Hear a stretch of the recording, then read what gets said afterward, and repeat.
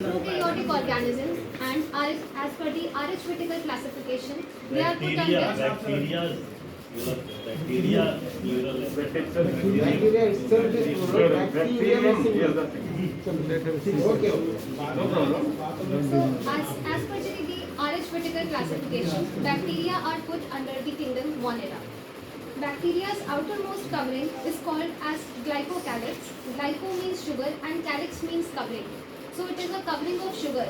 It can be tough or tight, which is called as capsule, as I have tried to represent it with the blue colored membrane, the capsule.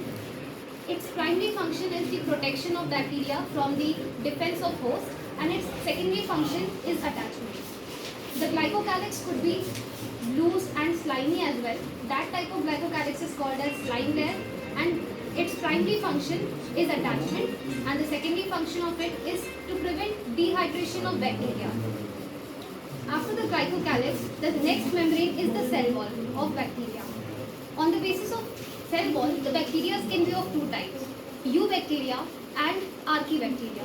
Eubacteria have a cell wall of peptidoglycan, and archaebacteria are, since they live in unfavorable conditions, so they need to have a complex structure. Therefore, they have a cell wall of complex polysaccharide and complex polypeptides.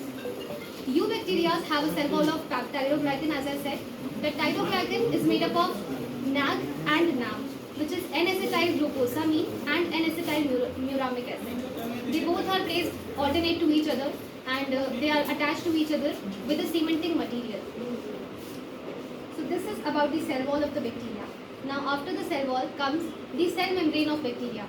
Cell membrane is universally composed of lipids and proteins.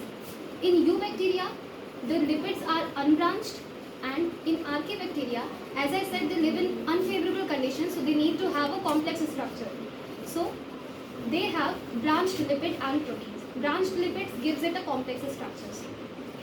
Then after the cell wall, I would like to tell you all about the surface extension of bacteria.